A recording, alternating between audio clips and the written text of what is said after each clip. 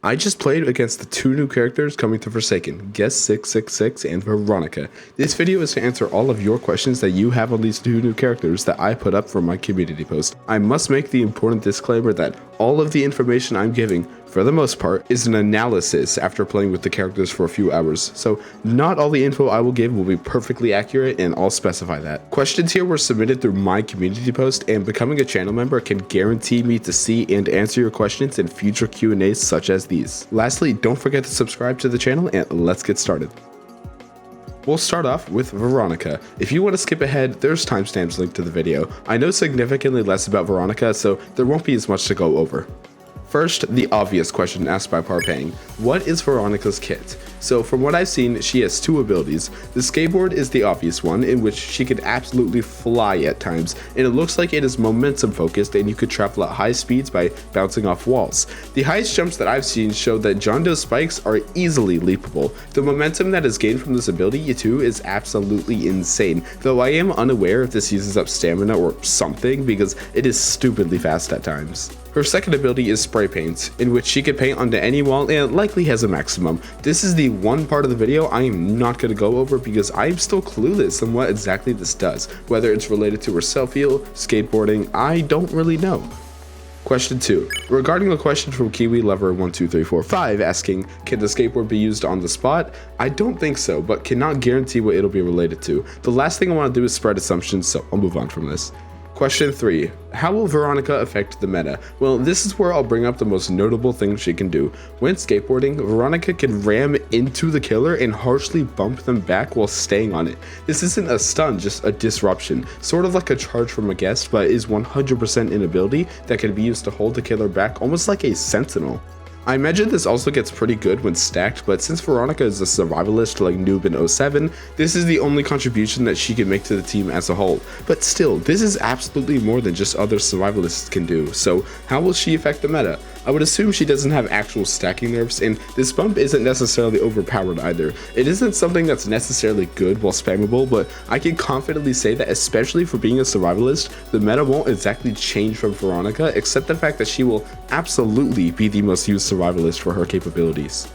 Question 4 from Gold. How fun does Veeronica look? I think she looks absolutely amazing. The speed of the skateboard, especially in finding places to vault around, is probably what will make up most of this character's enjoyment, as well as ramming into the killer and making such a funny sound effect.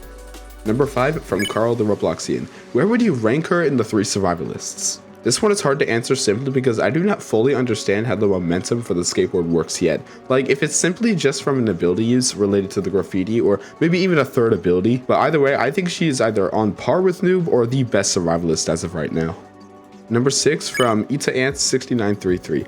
What is the best counter to Veeronica? This one is hard to say. I think I'll immediately rule out Slasher for her insane moveset and escaping capabilities, as well as John Doe for the same reasons. Cool Kid, well, unless you lose her. And honestly, 1X are always bound to be good despite his rework coming in the update, but actually I found Guest666 to be a seemingly good counter due to his abilities of tracking, slowing, and jumping, but of course I'll get into that later. Number 7 from Tyler. How much health does Veeronica have? She has 100 health, just like the other 2 survivalists. Though it is worth noting, I haven't brought this up yet, but she is a self-heal, and I think graffiti could be related to this heal too, but as I said earlier, I do not know everything about this, not in comparison to Guest666, who I am ready to talk about. Sorry I was generally vague on Veeronica's section, but it's time to get into the real meat of this video, where there is absolutely a lot more to talk about. Time for Guest666. This is the new killer in the game who is an absolute insane amount to talk about, whether it's his amount of abilities, short cooldowns, playstyle, and more. And once again from Parpang, a quick review over his abilities, and there is a lot of Guest666. He has roughly 5 to 6 abilities from the analysis we put on him. We got an M1, a second type of M1, a leap, a projectile, a tracking, and a second tracking ability. So first, the M1. This slash doesn't have very much to talk about. It deals 20 damage with a pretty insane hitbox and has a very fast windup. The second ability is a lot more interesting, acting sort of like a B-head from Jason. It looks like a launch from Guest666, and this ability applies a status called Hemorrhage.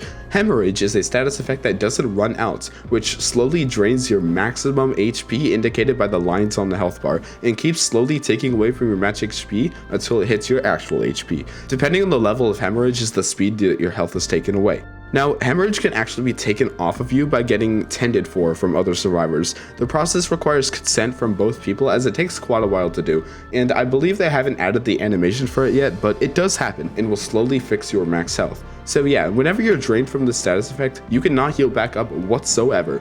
The third ability is Leap, which is exactly what it sounds like. Guest666 can leap across or upwards insanely far, insanely fast.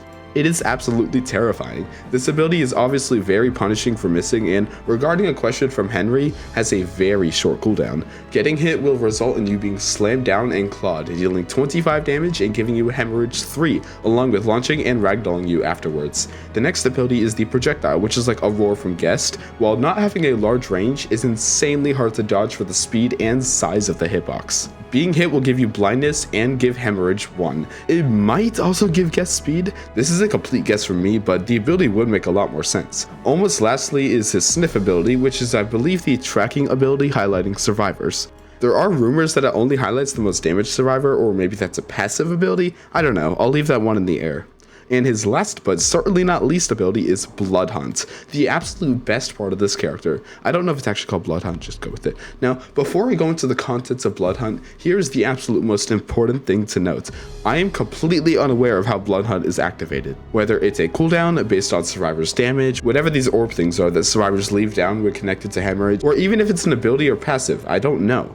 The leading theory by some of my friends is that these orbs are collected by the killer, which seems to be true here, but we don't know if that's connected to Blood Hunt. With that aside, a Blood Hunt is absolute insanity. Upon a roar, Guest will turn the whole map red and extremely dark and start tracking people down. Blood Hunt is where the theory that the lowest health survivor is tracked, and I'm more confident in saying that. During this, he will be insanely fast moving, and his projectile will also now deal 10 damage.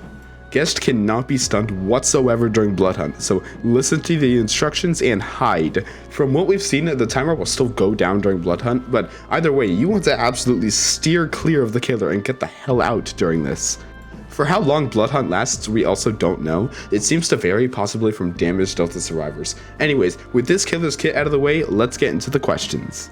Number 9 from HoloLinks. Is Guest666 too big for some parts of the maps? I think the answer here is no. The devs have updated a lot of the maps so significantly and removed any sort of small corridors for guests to not be able to fit in, along with a more open area to jump.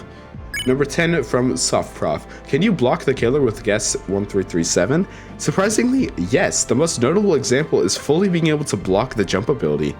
11 from Coprolite. How does Guest play? Alright, this killer has another new playstyle which we haven't seen yet. From how short of cooldowns this guy seems to have, playing Guest is really encouraging to spam abilities off cooldown and do whatever it takes to activate Blood Hunt. Once Blood Hunt is activated, you need to absolutely rampage, and I mean it. While I'll go into it later, I do genuinely think this is the killer that is underpowered in a lot of ways, with a severe exception of Blood Hunt, which you absolutely need to make the most value of. Number 12 from Buried Doors. How loopable is Guest666 compared to other killers? From what I've played, it's relatively difficult to loop this guy. We aren't completely sure of his base speed, but he isn't easy to outrun at all. Leap isn't very useful when it comes to shutting down looping, but you know what is the projectile. Along with throwing you off, I'm still fairly certain that landing this gives the killer speed and it goes through walls. In general, I think this killer is still absolutely pretty loopable, unless they start Blood Hunt, of course.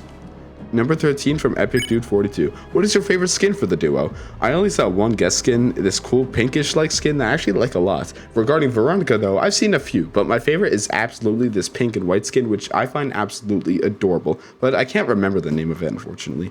Number 14 is from Carl the Robloxian. After playing Guest, what are some strategies or tips that would help us play him better when he releases?